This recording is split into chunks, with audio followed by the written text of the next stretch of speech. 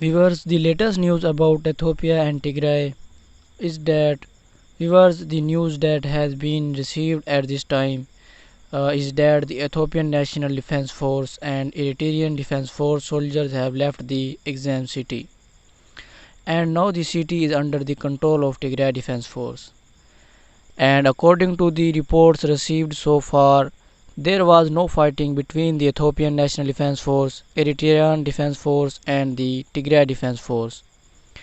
In the exam city and literary defense force, Ethiopian National Defense Force soldiers have vacated the actual city without fighting, and now Tigray Defense Force soldiers have entered the exam city.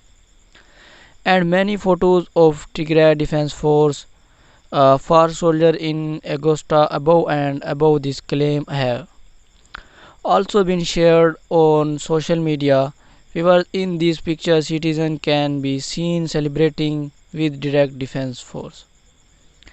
For soldiers, because I think the only way for the Ethiopian National Defense Force and Eritrean Defense Force at that time was to get out of the city without a fight, and they did so. It's because it is being said that several Ethiopian National Defense Force and Eritrean Defense Force soldiers have left the Tigray region, and now this city, Izam, and many other big cities and towns under the control of the Tigray Defense Force, because this is the city in which most of the civilians were killed by Eritrean Defense Force and Ethiopian National Defense Force.